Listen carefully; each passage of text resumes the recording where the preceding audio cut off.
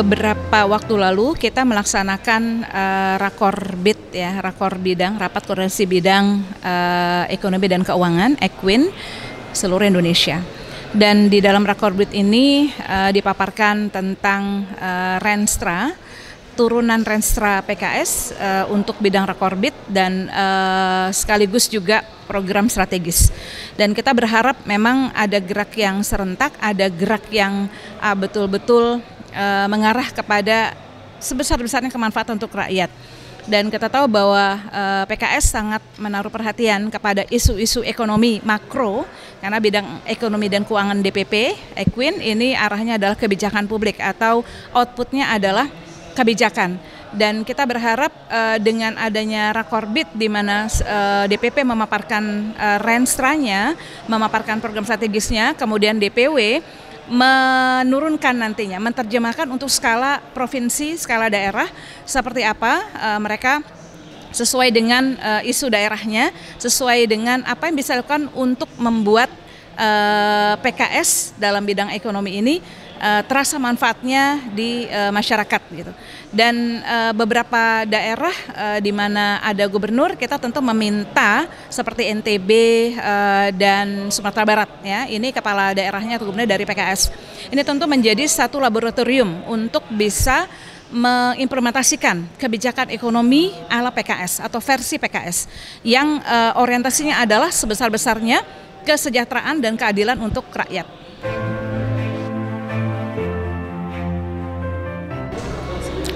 Kita ada 3 titik atau 3 poin besar. Yang pertama adalah kebijakan ya, dan ini biasanya DPP mengeluarkan policy brief. Bagaimana isu-isu ekonomi yang ada di negara kita itu kemudian disikapi. Bagaimana sikap PKS terhadap isu ekonomi. Misalnya ada insentif pajak gitu. Bagaimana sikap PKS terhadap kebijakan ini. Kemudian ada misalnya terkait dengan peluncuran bank syariah. Bagaimana respon PKS terhadap kebijakan ini. Itu pertama kebijakan. Yang kedua adalah penokohan.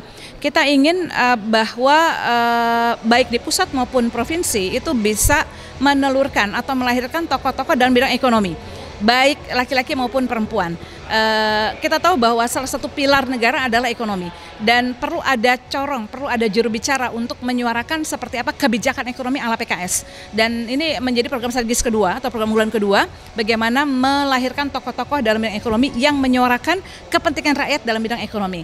Kemudian yang ketiga, jaringan. Tentu saja bahwa kita tidak bisa berjuang sendiri, PKS harus melebarkan sayap untuk bisa menghimpun, merangkul berbagai stakeholder untuk bisa bersama-sama memperbaiki ekonomi Indonesia. Bahwa tanggung jawab ekonomi Indonesia itu tangan kita semua. PKS salah satu dari elemen bangsa yang berusaha untuk benar-benar bagaimana menjadikan ekonomi Indonesia menjadi lebih baik, terutama di masa pandemi ini, di mana kita juga sedang pemerintah menjalankan program pemulihan ekonomi. Ini kita awasi dan kemudian mudah-mudahan ini PKS bisa berkontribusi secara langsung, karena memang PKS dikenal sebagai pelayan rakyat, pembela rakyat. Maka dengan adanya program pemulihan ekonomi ini diharapkan PKS bisa turun dan bisa berkontribusi langsung terhadap pemulihan ekonomi nasional. Ya, saya berharap kepada semua teman-teman yang ada di seluruh struktur, memang di DPP ini lebih kepada kebijakan, tetapi teman-teman di daerah tentu bisa menyesuaikan dengan lokal daerahnya, kondisi daerahnya, apa yang perlu ditindaklanjuti, dan kita semuanya punya mental pejuang, dan jangan lupa niat itu yang utama, niat bahwa kita berjuang karena Allah, untuk Allah, dan mudah-mudahan Allah menjadikan seluruh kerja-kerja kita ini sebagai amal soleh yang akan menjadikan timbangan kita berat di yaumil akhir nanti, insya Allah.